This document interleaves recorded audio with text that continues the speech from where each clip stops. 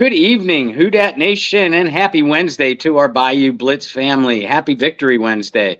I hope everybody is doing well out there. Kind of a weird week we have going on, but it's all good. Like I said, I hope everybody's doing well out there. I am Bob Rose. I am one of your co-hosts to your Bayou Blitz podcast. Joining me is the Mountain Man, Brendan Boylan, coming to you live from Mormon country. No, folks, he's not converting.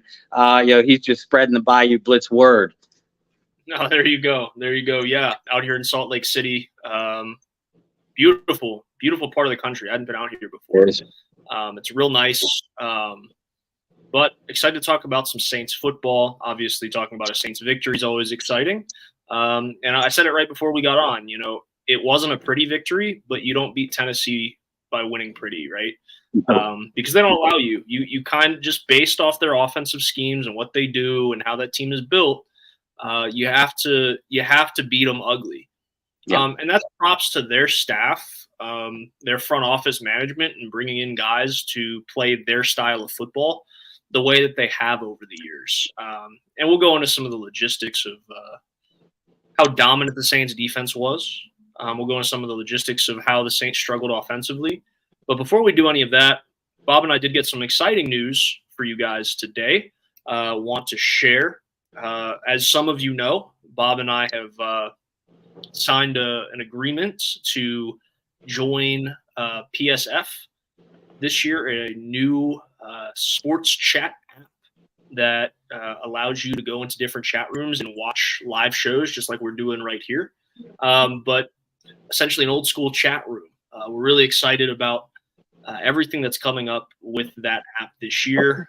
They had a really successful Week-1. Some of you may have been looking for us Week-1 and said, well, where's Bob and Brendan? Well, they had some issues with the Android version of the app. We got confirmation today that the Android version of Pro Sports Fans app, or PSF, is now officially live. So all you people like Bob, who are a little weird against the system, sticking it to the man, or as one of my college professors used to say, sticking it to the Apple gods. You can now join us on PSF, and we're excited for our first show. Yeah. Later this week, we're going to preview a little bit more in depth the Monday night matchup against the Carolina Panthers. So make sure to download the app and join us. And if you guys are curious, Brendan, what does that app look like? Here you go. If my phone wants to cooperate, it's the PSF app. You can kind of see the logo up there in the corner. And download it, join the Saints fans chat room, and we'll be in there this week. We'll also be there for a little bit of a pregame show and a little bit of a post-game show on Monday. Going to figure out the logistics because we're both going to be in Charlotte. So that's going to be exciting. Also, we mentioned this before. We'll mention again at the end of the podcast. But if you're in Charlotte for the game on Monday night, please reach out to one of us via Twitter, Instagram, what have you. We'd love to meet as many of you as we can while we're in town. But enough about that. Download the PSF app, and let's talk about some Saints football. I think the most appropriate way is you did your game balls piece this week, per usual. I want to flip that. So I don't know what the opposite of getting the game ball would be. But let's start with some of the negatives. And people, I know it's supposed to be happy. We're supposed to celebrate a victory. But the one thing that I learned in Week-1 is, the Saints have a really talented roster. The Saints have a really good team. But there's a lot of things that still need work. So, Bob, let's hand out we'll think of a more creative name later. I don't know. Yeah. Well, it's going to take some time. Drop some suggestions in the comments. Opposite of game balls, we're going to be giving some of our whatevers, non-player of the week awards for now. Bob, who's a player that stuck out to you that either didn't perform super well, didn't live up to expectations in Week-1, or one thing that you have a little asterisk next to their name moving forward because there are some concerns about this said player. God, this was an easy one for me. It's Trevor Penning. Yeah, and listen, don't get me wrong. I didn't think the entire offensive line played poorly, especially in the first half. I know Penning took the lion's share of the blame, and rightfully so. But none of them. Ryan Ramczyk had issues in pass protection on the right side. Cesar Ruiz, Eric McCoy, James Hurst, they couldn't get any traction in the running game, for Jamal Williams or Taysom Hill in the second half. But it was Trevor Penning, that really stuck out like the most rotten piece of fruit in the bowl. He damn near got Derek Carr killed in the first half. He was responsible for 2 of the 3 sacks, and at least 5 additional pressures that I counted. He was beaten on his outside shoulder. He was beaten to the inside. He was pushed backwards. He all right, guy. He looked like a guy making his second NFL start, coming from an FCS school, which is exactly what Trevor Penning is. Now I wrote an editorial piece yesterday morning for the Saints News Network, not giving Penning a pass, but I mentioned both Penning and Isaiah Foskey specifically targeted towards a certain faction of the fan base and frankly the media that are already calling these guys busts. That's laughable to me. I mean, Foskey has never played in a regular season game yet. And Penning, as we said, he was making his second start and only playing in his 7th or 8th regular season game. So give the guy a little bit of a pass, but I'll tell you, he's got to play better. And the Saints helped him out in the second half. Kudos to Pete Carmichael and Derek Carr, for altering their blocking schemes and giving Penning a little bit of help. As a result, the pass protection got slightly better. At least to the fact that Derek wasn't running for his life after a second and a half. Upon taking the snap. But Trevor Penning is, for lack of a better term, the GOAT, of the game. Okay, so for me, I'm going to cheat a little bit. And some of this goes on the offensive line. For me, it was running backs as a whole. I know you could just say Jamal Williams because he got majority of the carries because there was no one else to give carries to outside of Taysom Hill. But I think some of that goes to the offensive line, right? I think the continued struggle to run the ball is concerning. Now, obviously, you're not playing with a full deck of cards when you have Kamara suspended, Kendra Miller inactive, having to make practice squad elevations in Jones Jr., right? But it is concerning because, Bob, you may disagree with me here, but I'm going to go back all the way to the 2019 season and say 2019, the Saints struggled to run the football. Mm-hmm. 2020, we saw a little bit more of what we were used to that last year of Drew Brees. And then the last few years, it's kind of been this, I don't know. It's just week in and week out. You don't know what you're getting from the Saints on the ground. So where you look at the years where the Saints were extremely competitive in 17 and 18, essentially 17, 18, 20, those teams ran the ball really well. Mm-hmm. And I remember when we hopped on this show the week that Jamal Williams signed with the Saints and how surprised we were that the Saints went and made that signing. Now, little did we know that the running back market was going to take a drastic hit this offseason. Right. When that happened, we're like, man, the Saints got Jamal Williams for a steal. I can't believe they went and got a guy of that caliber. There was a lot of excitement. And I don't put all the blame on him because the line was not good. I will put the blame on him that you don't hold on to the football after you pick up a first down late in the game and you get extremely fortunate the ball bounced right back to you. But that's going to be one of mine. And this is where I'm cheating a little bit because I'm going to use 2 different entire groups. So running backs as a whole. Second one for me, it's weird. It's an asterisk, but you guys got to bear with me. I'm going to say receivers not named Thomas Olave, not named Thomas Olave Shaheed. I have concerns about depth. Sure. Which we've talked about before, right? We have. We also talked about during the offseason that the Saints had a lot of quality receivers, at least in the building. A lot of them got cut. But with Traquan being hurt, there's not a lot there in terms of what's going on. Like Keith Kirkwood didn't have a great game. Mm-hmm. I don't even know after Kirkwood how much we saw of other guys. It's great to be top loaded, top heavy at that position. But the concern is depth. The concern is, what if one of those guys can't go? That's where I had some concerns. I say mostly the run game as a whole, but watching that game just gave me that kind of weird feeling in your gut where you go, oh no, we might have a problem at receiver again. Yeah. So those would be my like scapegoats, for lack of a better term, at least for this game.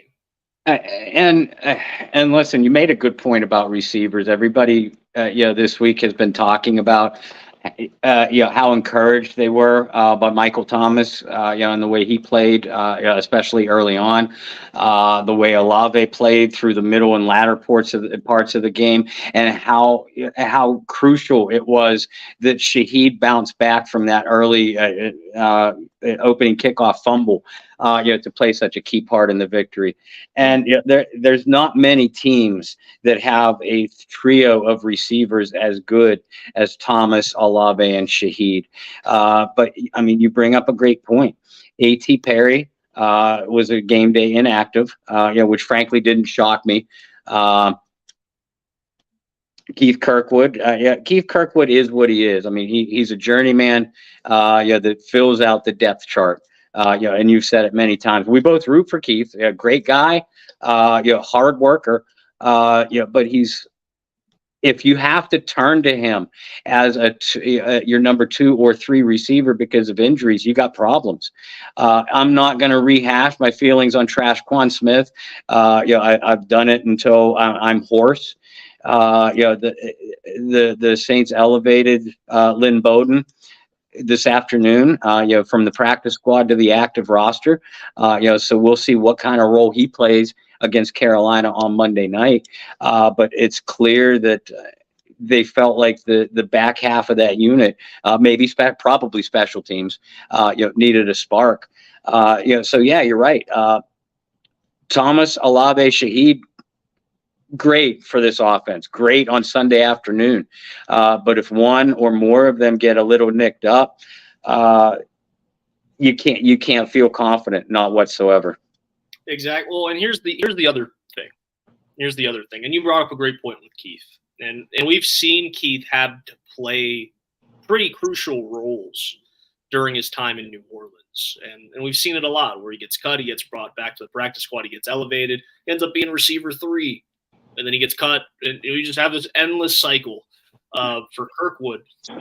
But the years that happened, there was concerns, but there was a certain player that made Keith Kirkwood look pretty good in different years, and that was Drew Brees. And I'm not saying that Derek Carr isn't capable of being the Pro Bowl quarterback. I mean, shoot, he looked pretty good when he wasn't struggling for his life. And some of the NFL Films clips that have been released over the last few days from that victory have been a lot of fun. He's an easy guy to root.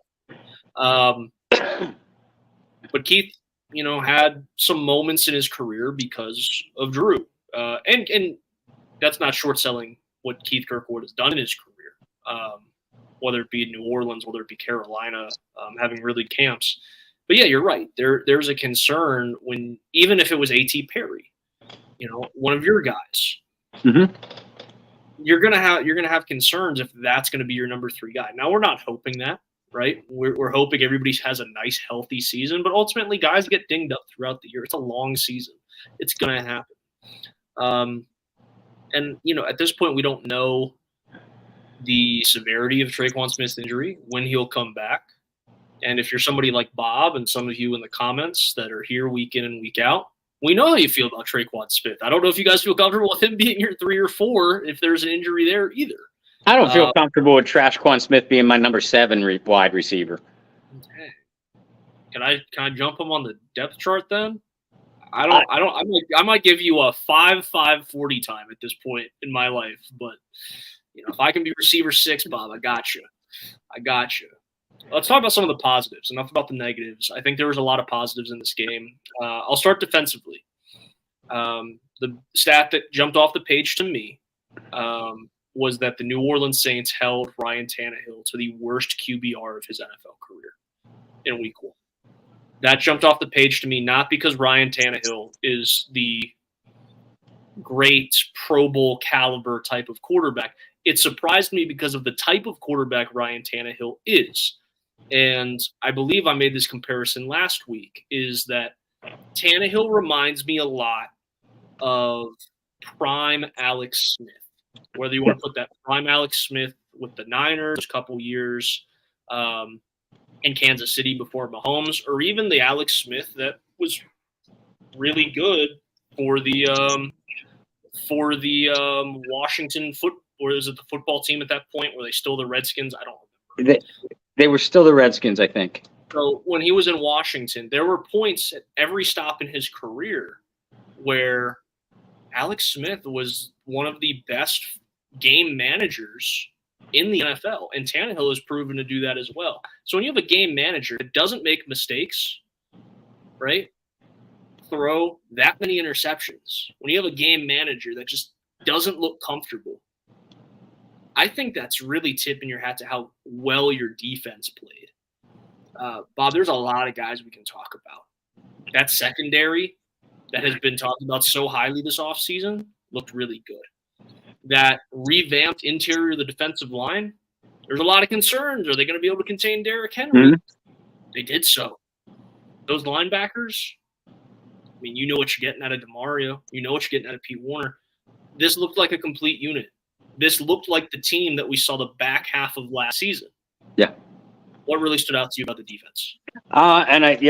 In my game ball piece, I gave my number 1 game ball to the secondary. I know everybody. Marshawn Lattimore had a standout performance. He shadowed DeAndre Hopkins most of the day.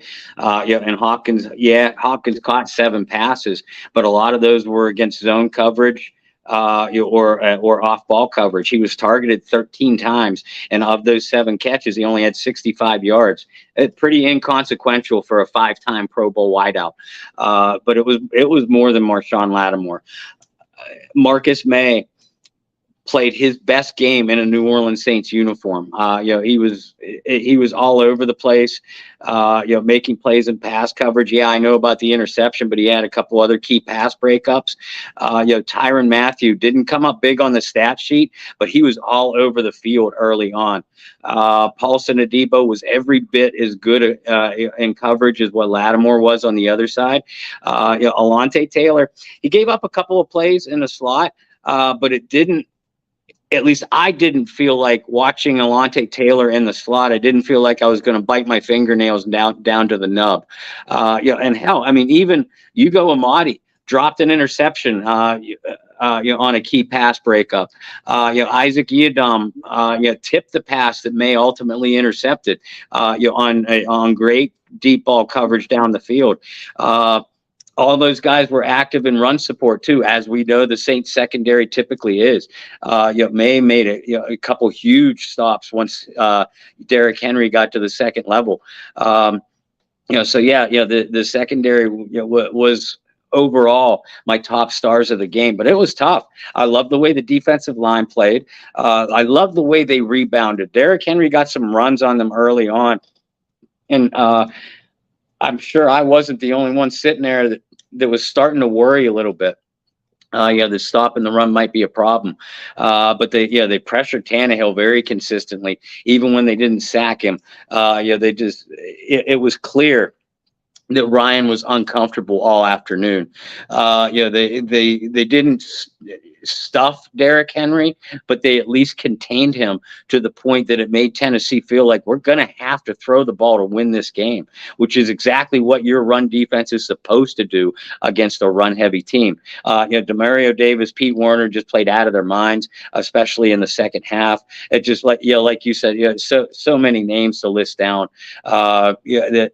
If you put a gun to my head and force me to pick a number one top performer, it'd be Marshawn Lattimore. But like I said, I gave my my game ball to the entire secondary. Absolutely. I think there's a lot of guys you can go with defensively. To your point, you could literally take the depth chart and just read name by name, and I think you could get away with it because that's how good the defensive unit was. We talked about this on Wednesday, and I think I said this verbatim, is when you have a guy like Derrick Henry, there's no stopping him. You contain him. And that's what the Saints did. They did a very good job of not allowing the one singular piece of that puzzle to beat them. And because of that, because the Saints put the Titans in a position where they felt they had to pass the football to win the game, shoot, how many snaps did Tajay Spears see? I felt like we saw more of Spears than we did Derrick Henry at points in that game. I'd have to go back and look at the numbers. I don't know off the top of my head, but we saw a lot of Spears in that game. I think for me, Carl Granderson really stood out. Mm-hmm. Now, obviously, he got credit for a sack or two. I don't know how they credited that one where he tripped up Tannehill, but Cam Jordan kind of finished it. I don't even know if it went down to a sack because he got back to the line of scrimmage. But nonetheless, Granderson's been a guy that has always been, I say always, in his Saints career, his NFL career, he's been a guy that's been a very vital piece to that rotation. And we've seen talent over the years in camp, right? It's a guy that, I got to credit, like Kyle T. Mosley's talked about what Carl Granderson could mean to this team for years. In putting together really good camp performances. And it was one of those, he wasn't quite 2 years. He's like, you hear that old saying, he's like 2 years away from being 2 years away. He wasn't quite that, but it was definitely one of those, it's going to take time. And I think we're starting to see the end of last year, and certainly week one, we saw that turn of the corner where things magically start clicking. Mm-hmm. Carl Granderson's becoming not just a vital, he's going to have to be because Peyton Turner getting put on IR today. So Granderson's going to have to step up and be a vital piece, not just, as a pass rusher, but also in the ground game. And we saw that. So if I had to give my game ball to one guy, it would be Carl Granderson as a guy that really took it upon himself, especially after Peyton Turner went down, to be a difference maker. For the Saints defense, cause some havoc, make Ryan Tannehill uncomfortable. And I think he really did that. Let's talk about some special teams too, because this was a weird one. If I'm not mistaken, NFL opening week record for made field goals combined from the two teams. One of the Saints, and the Saints had two rookie special teamers out there. Right, with Headley and Groupie. Groupie had a good performance. I thought Lou had a pretty good performance as well. But it happens. It happens just about every time. And Steve Gleason is at a ton of these football games, right? He's not always highlighted at being at these football games, but when they really get the cameras on him over the years, and he's a part of some sort of pregame celebration or ALS awareness like this week, the Saints just happen to block punts. Yeah. Like it's every time. It is every time that Steve Gleason is being honored for something, the Saints seem to block a punt. And Bob, I don't like to do this to you because we've been partners for so long and we've been good friends for so long, but I told you so. I've told you for months now. Zach Bond is a valuable special teams player. Yeah. And that's he's going to be on the roster for as long as he's going to be on the roster. Man, he came through, and got a good piece of the football, blocked the punt. I don't know if that really changed the game, but there were plenty of times, whether it was, and we just talked about how well the defense played, but turnovers, block punts, you saw some momentum building for Tennessee, then all of a sudden screeching halt. Mm-hmm. And that was a moment for the Saints blocking that punt as well. When you look at special teams, opening kickoff was something. I was sitting there and I was saying to myself, what a way to start the season. Yeah. What a way to start the season. That's a real Saints way to start the season there. Nonetheless, I think special teams actually had a pretty good performance. Who impressed you the most out of that group? Yeah, they did. And let's start with Groupie. Groupie is fairly or unfairly going to be compared to Will Lutz all year long. Saints fans especially, that loved Lutz, and you and I do. But the Saints fans that loved Lutz and are angry that the Saints released him, they're going to be comparing these two guys week in and week out. Well, in Denver's 1-point loss to the Raiders, Lutz missed a field goal. Granted, it was a 50-something yarder, but he missed a field goal, and he missed an extra point in a 1-point loss. In the Saints' 1-point victory, Groupie hit his extra point and was successful on all 3 field goals. And that was an aspect that you and I showed a little bit of concern, not for Groupie's ability, because he was lights out throughout preseason and training camp, but once the games count for real, you always have to worry. The rookie that you decided to keep over the established veteran, is he going to get the yips once the pressure really ramps up? And at least for 1 week, that answer is a resounding no. Groupie went out and he nailed every kick that he had the opportunity to. He kicked kickoffs deep, didn't give Tennessee returners a chance whatsoever. Headley, I'm still not sold on Lou Headley, but I feel a little bit more comfortable after 1 week. Because he showed some nice leg. He showed good consistency on the distance of his kicks. I would like to see a little bit more directional, accuracy. The ability to pin an opponent deep, like inside their 10-yard line more consistently. But he did the job that he was asked. Shaheed, I think so. I hope somebody gets in young Rashid's head during this week and says, kid, you don't have to return every single kickoff. When you're 8 and 10 yards deep in the end zone, it's okay, take a knee. But Rashid bounced back very impressively, mentally, from that opening fumble. A lot of times a play like that can send a player into a tailspin a little bit. We know what a good game he had as a receiver, but he also had some nice punt returns too. Now, his best one was called back by a penalty on, I think it was Lonnie Johnson. But even Lonnie had a couple big kick stops, punt return stops too.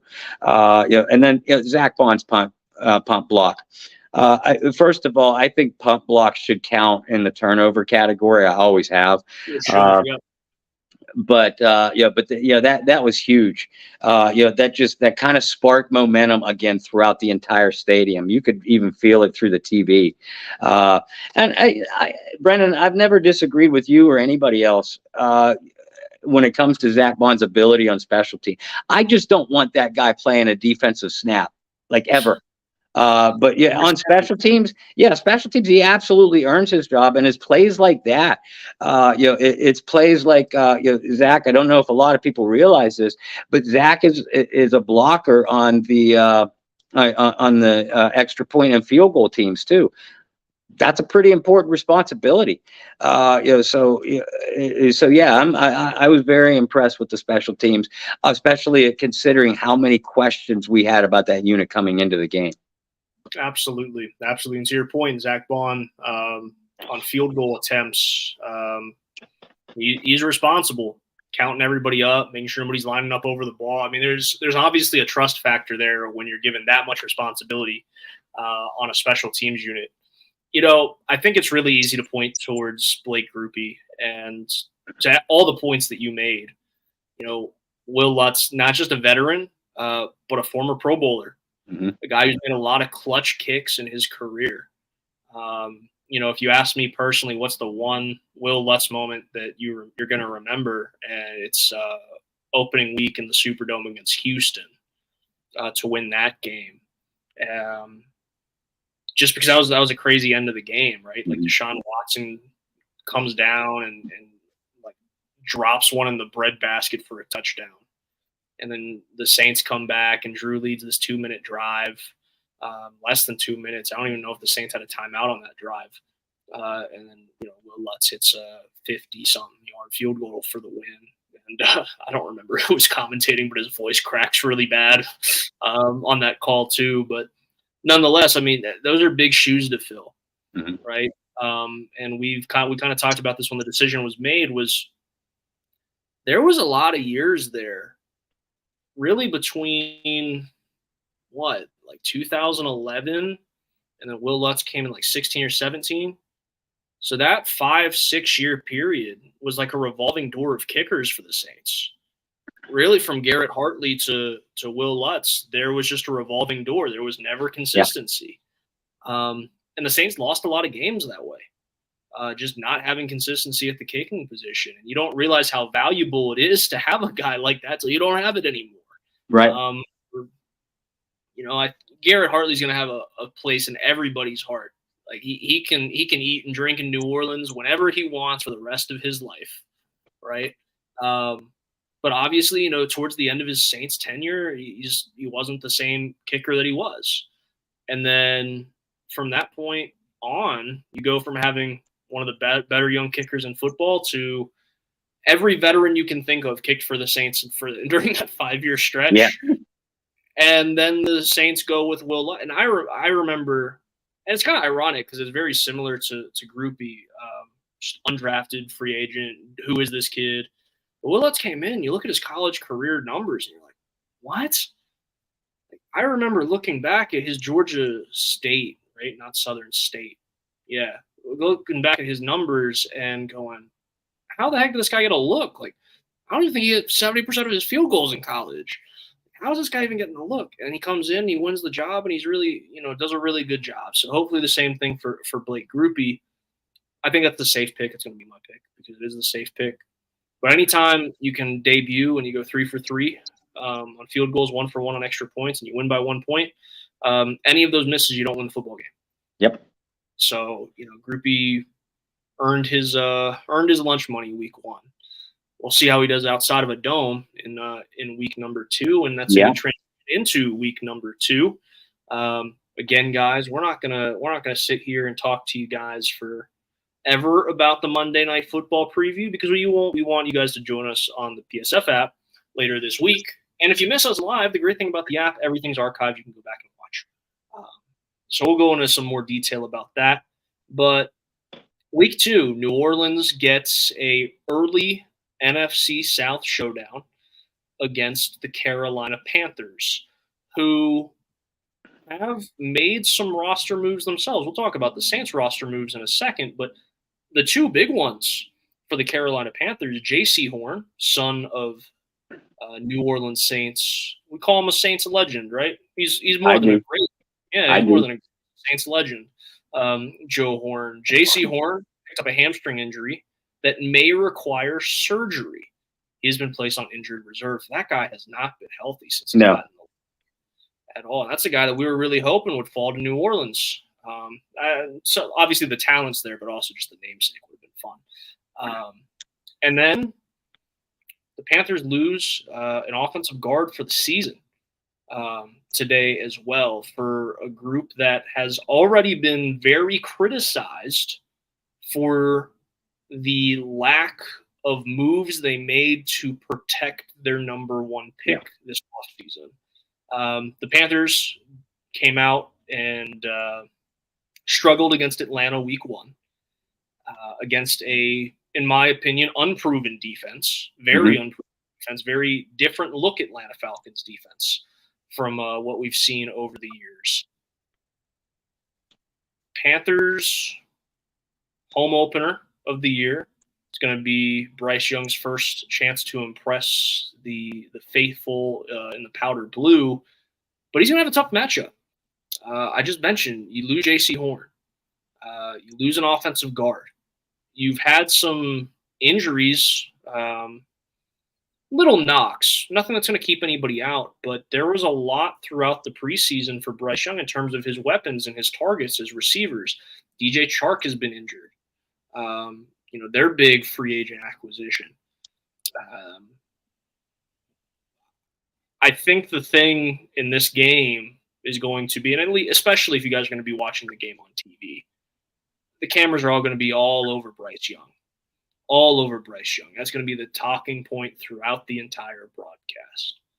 But before we dive a little bit deeper into Bryce Young versus a very experienced New Orleans Saints defense, I mentioned the Saints made some moves today, roster move-wise. Bob, I know you got them sitting there.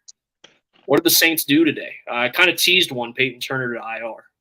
Yeah, and that's such a blow to that young man.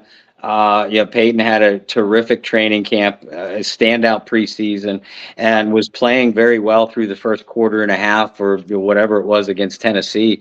But he went down with a turf toe, that's going to, require surgery. So his estimated return is not until week 13 or 14. I know that frustrates a lot of Saints fans that are comparing him to Marcus Davenport. And the comparisons are fair. But I feel bad because it looked like the light was finally coming on for Peyton Turner. But fortunately, like you said, not only Carl Granderson, but Tano Passanio stepped up very nicely on Sunday too. Those two are going to have to do it again, along with Isaiah Foskey, who I think is going to see his first NFL action. But yeah, Peyton Turner got moved to injured reserve. The linebacker Ryan Connolly also put on the injured list. The only thing surprising about that was how long it took, because Connolly went down with what Dennis Allen described as a significant knee injury in the last preseason game, and here we are 3 weeks later, and he's just going on to the injured list. Activated to the active roster from the practice squad, defensive end Kyle Phillips. Again, with Peyton Turner's injury, makes a lot of sense. I know a lot of people would have preferred Nico Lalos. Those two are probably going to be swapped back and forth all year long, depending on the matchup. Wide receiver Lynn Bowden. I think we mentioned this too towards the beginning of the show. He was also activated elevated to the active roster. Gone from the practice squad. Former LSU wideout John Trey Kirkland was released actually yesterday. Cornerback Tony Pride was poached off of the Saints practice squad by the Las Vegas Raiders. So Tony is going to, the only way the Raiders could have done that is by promoting it to the active roster. So hopefully Tony's going to see his first NFL action. Other practice squad additions: edge rusher listed as an outside linebacker, Terrell Lewis. Most recently of the Chicago Bears, coming off a very good preseason. Defensive back Fionn Hicks, linebacker Ty Summers, who had a good preseason too for New Orleans, is brought back to the practice squad. And the other practice squad signing was tight end Michael Jacobson. So those were the latest New Orleans Saints roster moves. Yeah, a lot going on there. You can read into the practice squad all you want. I think some people are a little dramatic about it, personally. But I think the practice squad is a brilliant way to get guys that are familiar with your system, and also take some flyers on some kids. You mentioned the guy out of Chicago with the Bears, really good preseason. Take a flyer. Doesn't hurt. And those guys can get released just as quick as they were signed to that practice squad. So that's going to be an interesting thing. I do want to talk about this when it comes to the Carolina matchup. We'll save the defensive part because that's going to be the thing that everybody talks about. I want to talk about the offense for New Orleans against the Carolina defense. Now, Carolina defense has gone over some makeover over the last, I don't know, as 2015 has been almost 10 years ago, 8 years ago. You're talking about, Josh Norman and Thomas Davis and Luke Kuechly. That 10 years long gone now. It feels like yesterday. and maybe it really was yesterday, but that 10 years long gone. You have a Panthers defense that, as we mentioned, J.C. Horn out for an extended period of time. You have Brian Burns in a weird situation with them, with the contract negotiations. He was spotted in the middle of last week flying out of Charlotte, not going to practice, but flying out of Charlotte. Not sure of the destination, but that's never good when your leading edge rusher is just like, I'm gonna fly somewhere instead of showing up to practice this week. So you have a weird contract negotiation holdout thing going on with maybe your best player. Shaq Thompson has been one of those guys that they're very high on, that has had moments, but I don't want to say that the light hasn't came on, because he's a dang good football player, but he might not have lived up to the ridiculously high expectations of replacing one of the greatest Carolina linebackers of all time. Maybe the best Carolina linebacker of all time. And then you have a secondary that, we talked about a revolving door of Saints kickers. You have a revolving door of Panthers corners over the years as well. So the Saints don't put up a whole lot of points in week 1. But Derek Carr does go over 300 yards, despite Jamal Williams having a quiet day, close to 50 yards on the ground, just a lot of carries. The Saints are going to have to definitely figure out some sort of better use of rotation when it comes to the running back position, and utilizing Taysom Hill a little bit more. But to some of your points earlier, Michael Thomas, at least that first drive especially, you had to pinch yourself a little bit, because for a little bit it looked like Michael Thomas was back. Olave ended up having an excellent game. Won me my fantasy this week, so thanks, Chris Olave. And then Rashid Shaheed continuing to prove that he can be a threat down the football field on that go route to really seal the game. For you against Carolina, what is one spot that you would like to see the Saints improve? And what's one matchup you would like to see the Saints utilize and go to early and often against their division rivals? First of all, this is not an area I would like to see improve. This is an area that needs to improve this week, if the Saints have any chance whatsoever at winning this game, and that is the offensive line. Remember, this is a Carolina defense that has a lot of the same personnel that forced a mountain of turnovers, in upsetting the Saints in Carolina in each of the last 2 years. So that's something to be to watch at very, very closely. Brian Burns has had a career. We like to talk about and poke fun at we poke fun at the Atlanta Falcons for a lot of reasons, but we poke fun at the Atlanta Falcons for the type of career that Cam Jordan has had against them. Brian Burns has had those type of numbers when playing the New Orleans Saints, and more often than not, they're probably going to line up Burns, at the edge rusher spot, just opposite of Trevor Penning. So that young man is going to get another trial by fire this week. Penning made Arden Key look like a Hall of Famer. It makes you shudder to think what Brian Burns could do to this offense, if Penning has another day like he did last Sunday. But the thing that sticks out to me, even though a lot of Carolina's defensive personnel have returned, they switched to a 3-4 base scheme.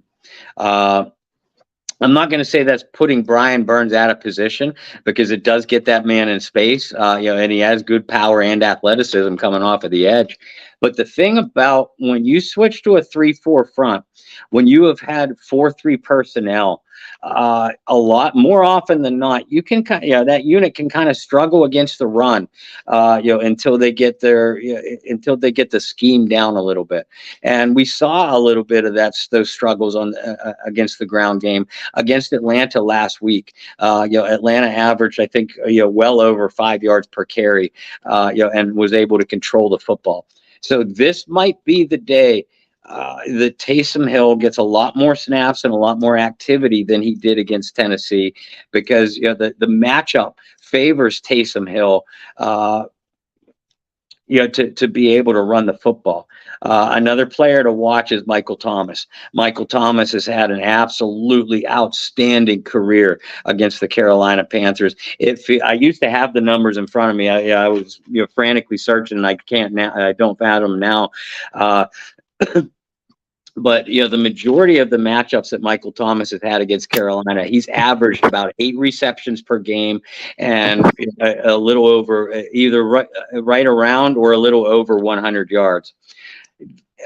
And like Brendan and I keep telling you folks, this isn't the same Michael Thomas, we grant you. But Chris Olave went over 100 against Carolina last year. Hell, I think even Jarvis Landry went over 100 against Carolina, because Michael Thomas was ironically injured. So I love the matchup of the Saints trio of wideouts against the corners: Dante Jackson, Troy Hill, C.J. Henderson, and you could throw Jeremy Chin in there too. I know Jeremy Chin is a heck of a football player, but he's not a prototype corner. If he gets put on an island a little bit, against a receiver the caliber of an Olave, Shaheed, Thomas, that matchup most definitely favors the Saints. So if the Saints can protect Derek Carr, I love the matchup that New Orleans receivers are going to have in the secondary, and I do expect, hopefully, Kendre Miller could play. That's one name to watch closely on the injury report as the week progresses. But I still believe that the Saints are going to be able to run the football against Carolina. Here are your Michael Thomas numbers for you. Thomas, in 9 games against the Panthers, has recorded 53 receptions for 568 yards and four scores. Taysom Hill, in my head, had better numbers against the Panthers in his career. And it's a little hard to look this stuff up, because Taysom Hill, well, what is Taysom Hill, as the joke goes? But Hill has a total of 3 touchdowns, or 4 touchdowns if you include a passing touchdown, against the Carolina Panthers in his career, and has recorded an average of 10 receiving yards per game. I'm going to be interested how the Saints use him against Carolina, especially if Kendre Miller doesn't play, because Taysom Hill really going to be your number 2 running back. Rushing option is really going to be the better way to say it. I think when I look at it offensively, Derek Carr had a good day. Numbers-wise in Week 1. I think he was 5th in the league in passing yards in Week 1. I want to see a little bit more chemistry, might not be the right word, but I want to see a little bit more of this, right? I want to see a snap 1, 2, 3, bang. I want to see a snap 1, 2, 3, 4, 5, bang. Now, a lot of that has to do with the fact that you need time to be able to do that. So the offensive line's got to block a little bit. And the last thing you want is a guy like Trevor Penning, who had a tough day, to have to line up against a guy like Brian Burns, without help. So the Saints definitely have to work things like that out. But that's the biggest thing I want to see. I would love to see Kendre Miller. I would love to see how the Saints utilize him. But at the same time, rookie who has a handful of injuries this offseason, you don't really want to see that. So I'm curious in how the offensive line responds, not just in the passing attack. Like I said, I'd like to see them with 1, 2, 3, bang, a little bit more, 3-step drop, hit your receiver, keep going. But I would also like to see Jamal Williams run the ball more effectively. You got to give him holes. He's not a guy that's going to blow you away in terms of, hitting the second level and just past everybody. But he's a real physical runner. Mm-hmm. People who loved Mark Ingram during his days in New Orleans, he's not quite he doesn't get to that Engram type of mode, but Jamal Williams can certainly lower shoulder and hit a guy. I'd like to see a little bit more of that as well. I want to throw this comment up as we conclude talking about the Saints offense against the Carolina defense, because this is great insight right here. This is from Abby, Panthers defensive coordinator from the Vic Fangio coaching tree. Expect some cover 6 match. And and 404 fronts. So, yeah, no, that is a great bit of Mhm. information for people who like the technical sides of things. That's what you can expect. So, Bob, real quick before we move to the defense, if that's what the Saints are going to see, how do you expect Pete Carmichael to attack a cover 6? You're going to see the tight ends get a lot more involved. And Abby, that's great analysis. I knew that Carolina had a new defensive coordinator. I couldn't remember who it was. Now that you bring up his name, I'm actually a big fan. But yeah, I think you need to use your tight ends a little bit more in the passing game, and I think that they will. Because Carolina knows that J.C. Horn isn't in the building, and they're kind of shorthanded, in the cornerback core. So they don't want Olave and Shaheed to run free down the field. They don't want Michael Thomas to eat them alive in the middle. So they're going to make adjustments accordingly. Because of that, a guy like Jawan Johnson, Jimmy Graham in a situational role, and perhaps Foster Moreau, they're going to have opportunities to make plays because a guy like the guys like Shaheed, Olave, they're going to be blanketed and bracketed down the field, but that's going to clear out a little bit of space underneath. If Kendre Miller can play, I would also attack them, with some screens and some quick checkdowns to Kendre. Kendre is a better receiver, at least in the open field, than what Jamal Williams is. That's why, folks, you didn't see a whole lot of screens to the running backs, last week. We saw them to the wide receivers instead. If Kendre Miller can't play, then you're going to see Shaheed and Olave used a little bit in that role again. But yeah, that's the way I would attack them. You're not going to be able to let patterns develop, and wait for your receivers to find a soft spot in that type of coverage, because you're simply not going to get the protection long enough. So instead, you got to use the guy, you got to clear out with your primary weapons almost as a decoy, and then beat them with your complementary weapons. I had to look it up because we're talking about guys and their careers against Carolina. Jimmy Graham, not the same Jimmy Graham he once was. That's why I didn't mention it. Is a Panther killer. Yes. But you want to talk about opportunities, and Jimmy, I don't know what the snap counts were. I didn't sit there and dive into it. He had 9.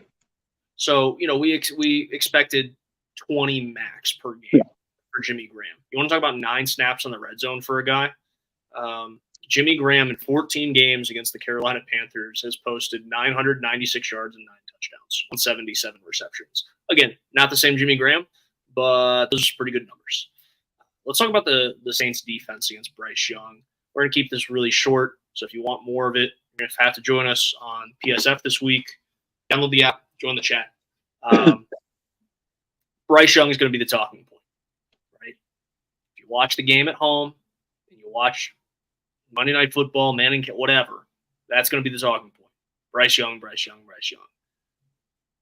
Bryce, like I said, played an inexperienced and unproven Falcons defense that looks a lot different than the Falcons defense of old, right? And when I think Falcons defense of old, it's Deion Jones in the middle. So the fact that he hasn't been there for a couple of years, it's a lot different than it once was. But he didn't have a great game. Did not have a great NFL debut. If I'm a Panthers fan, I might be a little bit more concerned because his home debut in week 2 is against a defense that you could argue the back half of last year was the best defense in football, and then had a outstanding week 1.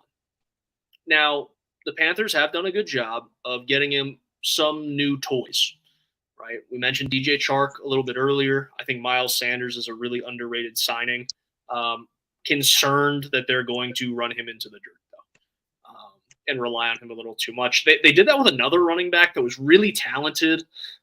He's succeeding somewhere else in the Bay Area now. But Christian McCaffrey, I don't want to use that as like a level point, but I don't want to see Miles Sanders get ran into the dirt like that because he went and got his paycheck and wants to star for a team. And I think he can. But the Saints just proved they could stop one of the better running backs in football. They gave problems to one of the best game managers of the last half decade.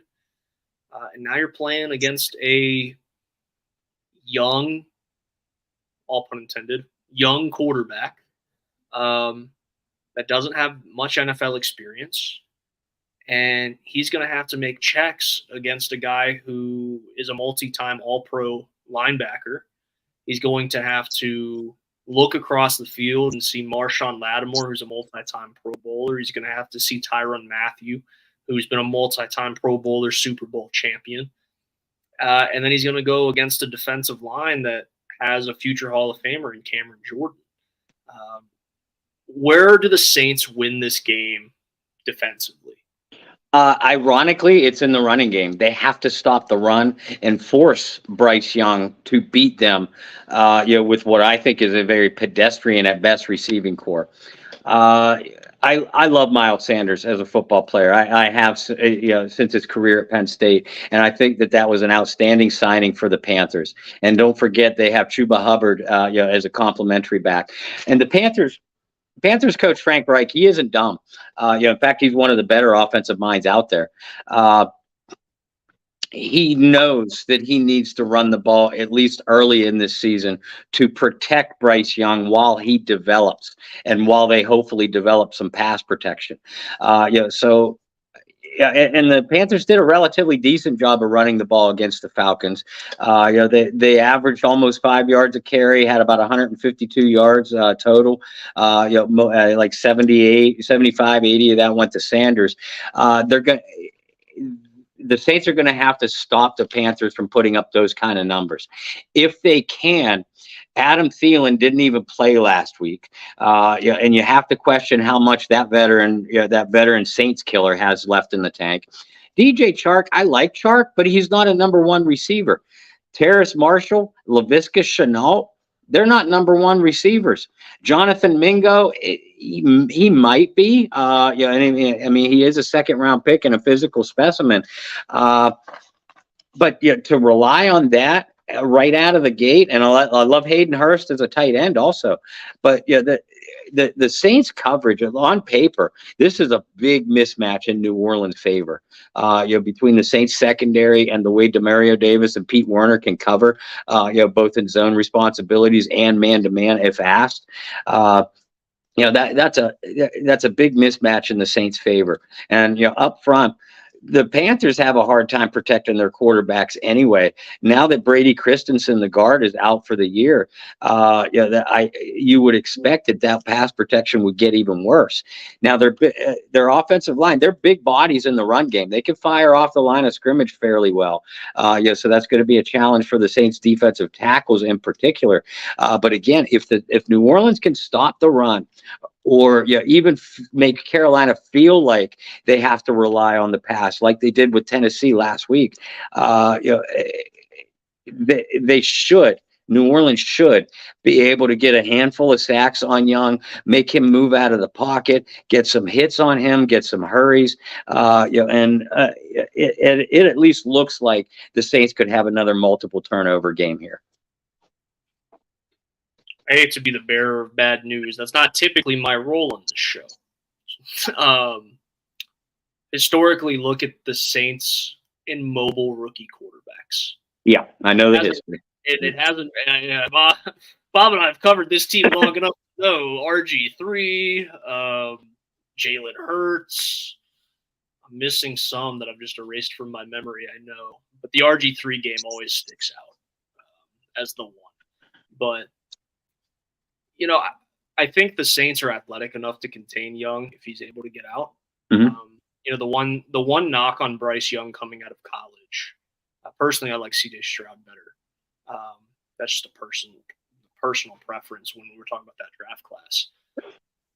Because Bryce Young is really tiny, and I might be hypocritical since the Saints had one of the shortest quarterbacks ever. But Bryce isn't just short.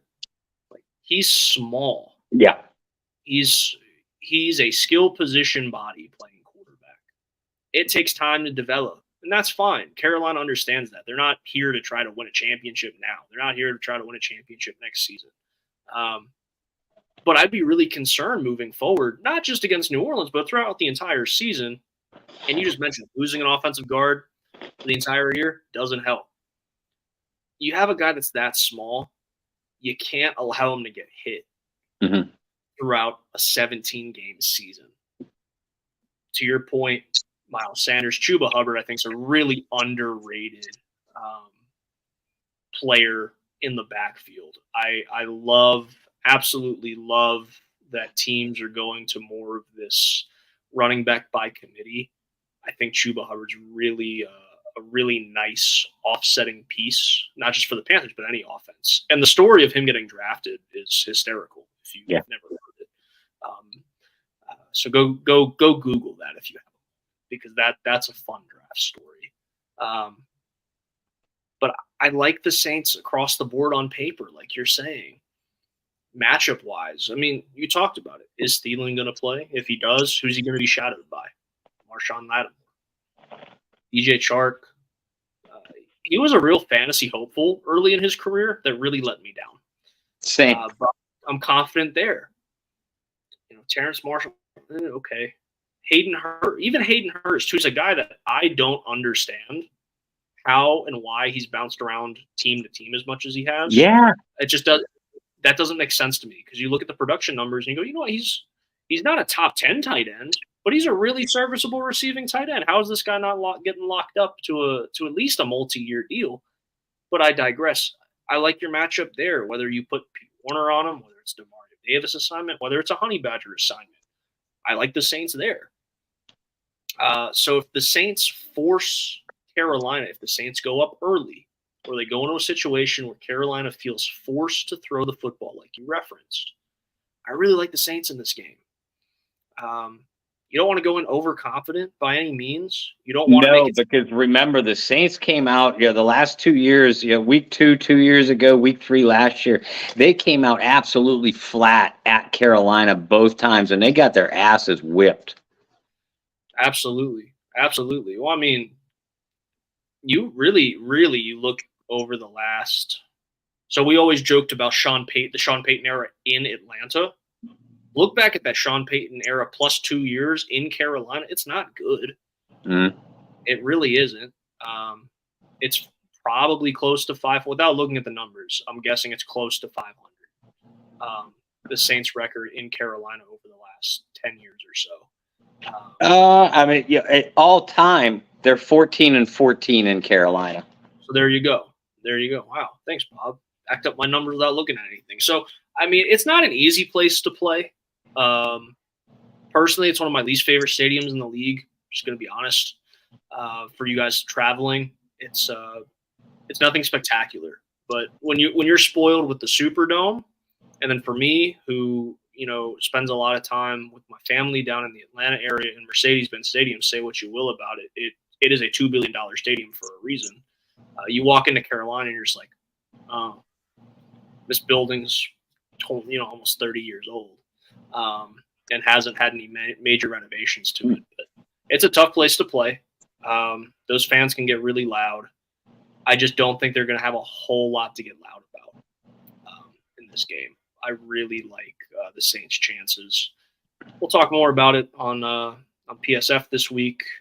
I do want to just say this as we close out the show. Bob and I will both be in Charlotte. Obviously, that's where I'm located. Bob and his wonderful wife, Lauren, are going to be heading down for the Monday Night Football game. Would love to get in touch with a lot of you guys, as many as we can, see as many as we can. We're going to give away, we mentioned this last week, we're going to give away a football. Bob and I are going to get together sometime, not sure what day. We're going to get together. We're going to post a photo.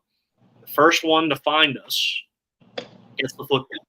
It's Where's Waldo, but it's Where's B&B. But we'd be happy to link up with you guys. Some of you that have won contests, we owe you a football, right? So yeah, Jason's going to meet us down there. I've been playing phone tag with him. Libby, if you're watching, Brendan has been out of town, so I'm bringing your football with me. So he and I can both sign it, and then we'll get it in the mail to you. Thank you for Jason, Libby. Thank you for your patience with us.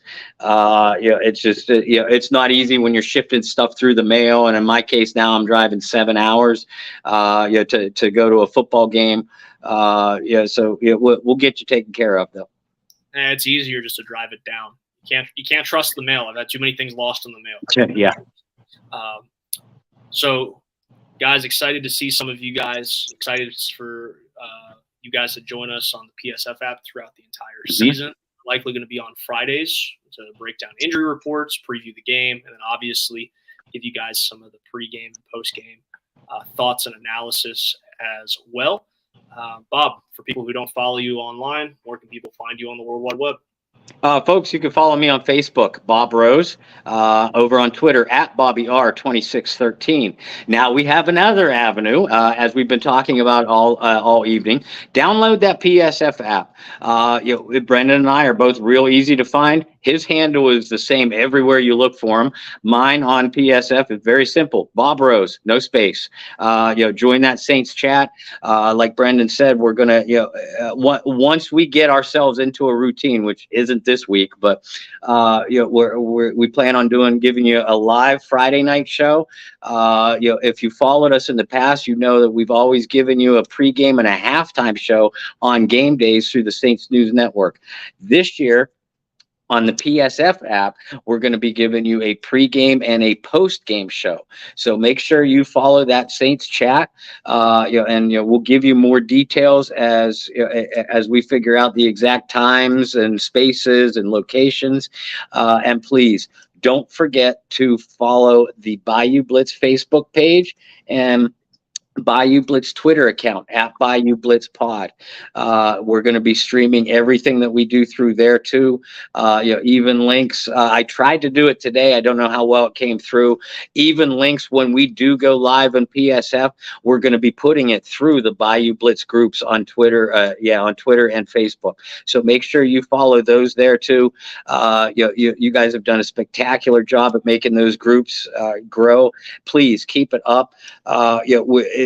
This PSF app, this is another step that you guys are taking this show to. It's not necessarily going to be called the Bayou Blitz, but it's the same product. It's your product. So make sure you download it, subscribe. Throw us a couple pay-per-view dollars if you don't mind. Your boy likes to eat before he becomes as small as Bryce Young.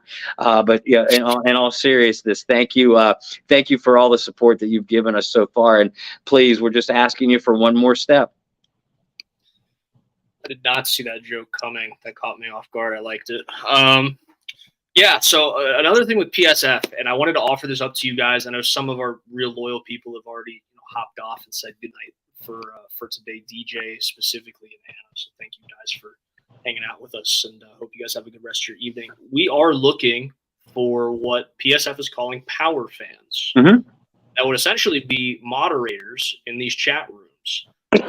We are so familiar with so many of you guys that join us here every Wednesday night. We would be more than honored to make you guys power fans and moderators in that chat, just to make sure, things stay clean, bots aren't getting in there, all that good stuff.